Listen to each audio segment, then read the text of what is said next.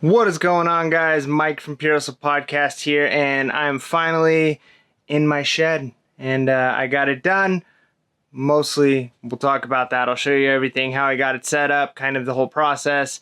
But it is a hot day. One of the first things I'm going to try and do is get some power up here, probably a generator, and back here on this back wall, put an air conditioner in here because it is super hot. But anyways, if you've been following along, oh, and you might hear helicopters above because I'm pretty sure there's a fire that just started a few miles out, and I can see the smoke.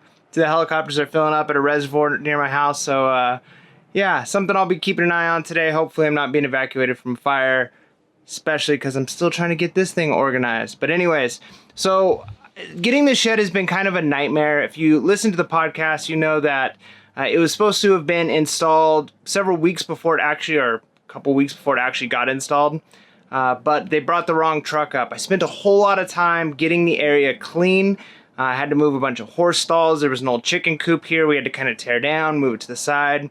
We even rented a tractor. My brother-in-law helped kind of level out the area. So we spent a lot of time trying to get this spot right. But even with the tractor, I mean, neither of us on our tractor are experts. So even with that, we were still about 7 to 8 inches off of level. And we had to be within 4, so I had to take a trip to Home Depot, fill up my car with a bunch of gravel and what are they, pavers? A bunch of pavers. And I spent a whole day just laying these pavers out, getting everything level.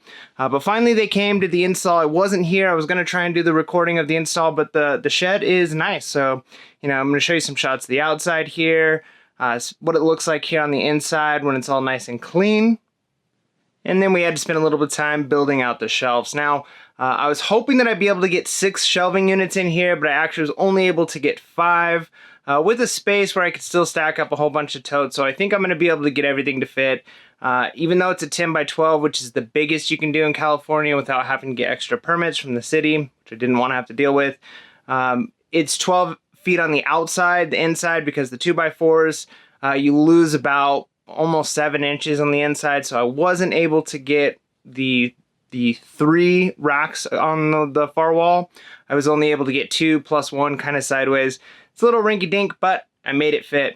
I also installed this cool solar light, except for the fact that once I got it, installed on the roof and I was about ready to hang it, I realized it only turns on if there's no sun outside. Okay, so it has to be dark, which doesn't really work in here because I've got some lights on me right now because it is super dark in this shed, especially if I close the door once I get an air conditioner in here.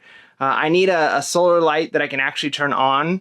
And if I've got a generator, I mean, obviously I can run regular lights in here as well, but it'll be nice because there's going to be times we're going to come in and maybe only just pulling an item really quick. We're going to need light, and I'm not going to want to have to turn the generator on just to get a little bit of light or carry a flashlight. So I think a solar light's a good idea. I just think we got the wrong one. All right, so let's take a look at this thing. I'll kind of show you how I've got everything organized and what my plans are to make it better as we continue to bring in our inventory and get everything organized. All right, so one of the things I love most about this shed is it has an awesome door. It seems like a weird thing to be excited about, but the hardware on here is actually really good. It's not going to open up on its own. It's got a lock. It's nice and sturdy. The door, because it's all level, it opens up really good. This thing, it's just a beast. The hardware is great. Nice and sturdy, and after having other sheds with really flimsy hardware, this is a must. Keep an eye on this. So as we go in, we see we've got kind of a bit of chaos here. We're still working on getting it all organized, but we're pretty much able to get everything to fit in here. We have a handful of things that we're still working on getting in here, but I think we'll make it all fit. So here in these totes, we have a lot of inventory that has not been listed yet. So I think this is going to kind of be our dead stock, our death pile totes for now. And as we get them listed, we're going to have to find homes for the items. Hopefully things are selling, so things will just make it into other totes or other boxes or shelves. And then this will continue to be the death pile unless we get all caught up. And then this will just be inventory that's listed. We've kind of got this wonky shelving unit here. This is the one that wouldn't fit along the back wall, which is okay. It's going to kind of be the miscellaneous items. I still got some space to fill in here, but This one's a little bit harder to get to items, but you know, little things that are loose or don't really have a normal home. Of course, got the mannequin over there, easily to pull out, take pictures with. On this side, you know, I love board games. Got my board games, got some industrial stuff, boxes, things that don't necessarily fit easily in totes. I've got some more I'm working on bringing in here. Of course, more board games. Shipping supplies up here at the top. I'm gonna build a shelving unit up here for bubble wrap and shipping supplies, and that again is also where I think I'm gonna put the window air conditioner. We've got a table here, which is where we're gonna do pictures. We're gonna bring our light box in here, and all of our shipping and packing will be here. And then I'll probably organize some shelving units underneath of this table for more shipping supplies, make it easy to keep stuff. Of course, we've got the American Bubble Boy bubble wrap right there. Stuff's amazing. Link in the description. So sold most of my Department 56, just got a little bit left, plus some other things. So I've got some room to fill in for that type of stuff. Kind of excited about that. I didn't think I was going to have any blank spaces, but I actually have a blank space here, which is good because, you know, I've got obviously death piles, so I've got to get some stuff put in there. We've got clothing here, shoes down here, more clothing. I've got some VCRs up here. I got a few more I got to bring up. Got some more boxes, things that don't easily fit, and then more totes here. Now this is the thing that I really like. I had to cut it down to the right size because this was a little bit longer, but this is kind of a photo thing, something you could do.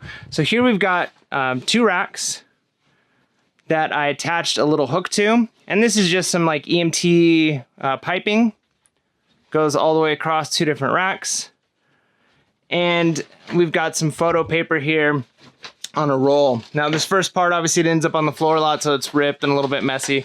But I pull this down and then I can set up some light and put my mannequin there, any big items, take pictures.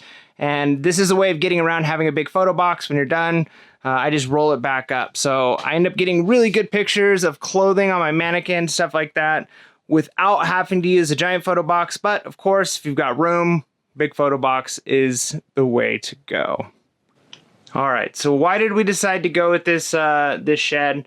I mean, obviously it's not a lot of space. We probably have easily 700 to 800 items in here. So that's a pretty good sized store. We try and keep our store above 500.